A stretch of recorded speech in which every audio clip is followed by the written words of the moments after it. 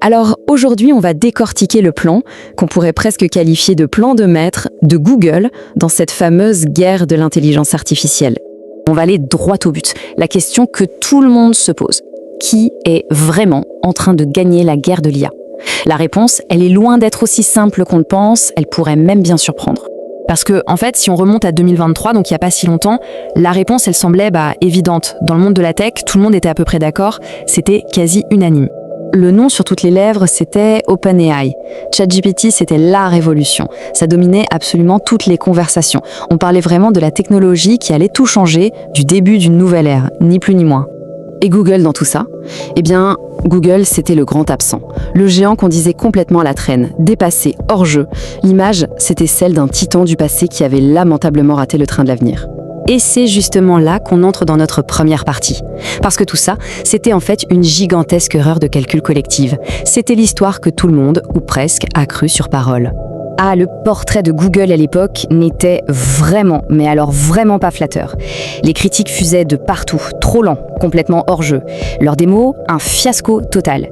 Leur premier modèle, Bard, s'est fait ridiculiser, à tel point que même les investisseurs commençaient à douter sérieusement. On avait vraiment l'impression que le géant était en train de s'effondrer. Mais, et c'est là que tout bascule, ce que quasiment personne n'avait compris, c'est que Google n'était pas en retard. Non! En coulisses, Google préparait quelque chose de différent, de bien plus grand. Pas juste une réponse à ChatGPT, mais un système entier. Ce qui nous amène tout droit à notre deuxième partie pour bien comprendre cette stratégie.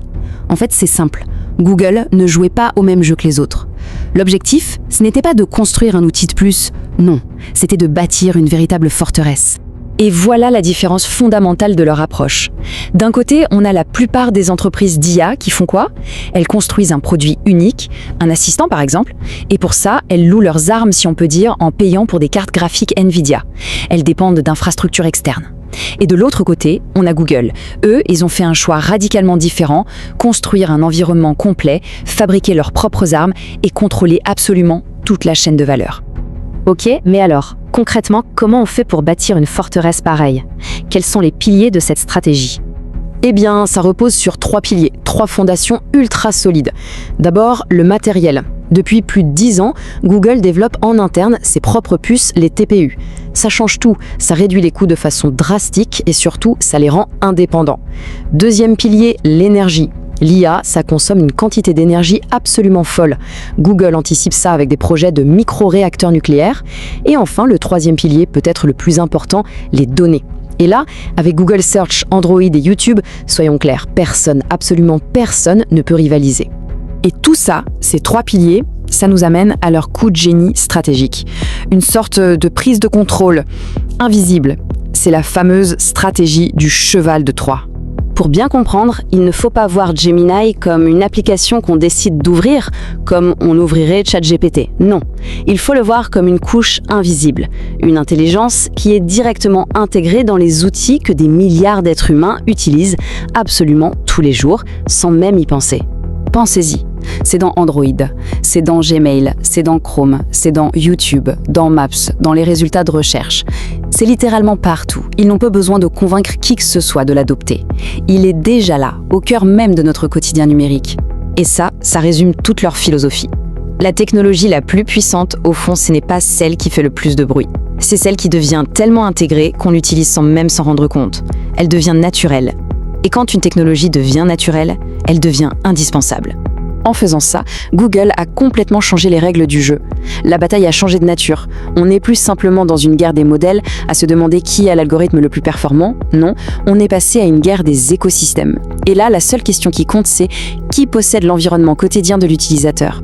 Et pour s'assurer de gagner cette guerre des écosystèmes, il y a une dernière pièce au puzzle. C'est l'offre qu'ils mettent sur la table. Une offre conçue pour être irrésistible. Regardez bien ce qu'ils proposent. Pour un abonnement mensuel, finalement assez modeste, on n'a pas juste accès à un modèle avancé. On a toute la suite. La génération d'images et de vidéos, les agents autonomes, les résumés intelligents dans nos mails. Et le point clé, c'est que tout est parfaitement intégré. Franchement, c'est une offre qui est conçue pour être quasiment impossible à refuser. L'analogie avec Amazon Prime à ses débuts ou Uber à son lancement, elle est parfaite. L'objectif, ce n'est pas de gagner de l'argent tout de suite, non. L'objectif, c'est l'adoption massive. c'est de rendre leur écosystème si pratique, si intégré, si indispensable qu'il devient presque impossible de le quitter. Alors, face à cette nouvelle réalité, il y a en gros deux chemins qui se dessinent. Il y a le chemin de l'utilisateur passif, celui qui subit l'IA, qui la laisse devenir une sorte de filtre entre lui et le monde. Et puis, il y a le chemin de l'utilisateur intelligent, celui qui comprend que c'est un outil surpuissant et qui s'en sert activement pour créer, pour apprendre, pour automatiser. La vraie différence, elle se jouera là. Donc, pour résumer, les vraies clés de la victoire dans cette guerre de l'IA, ce n'est pas juste d'avoir le meilleur algorithme. Non, les vraies clés, c'est l'infrastructure, la distribution de masse et l'intégration dans l'usage quotidien. Et sur ces trois terrains-là, il faut être lucide. Aujourd'hui, Google est maître du jeu. Au final, la question n'est peut-être plus de savoir qui va gagner.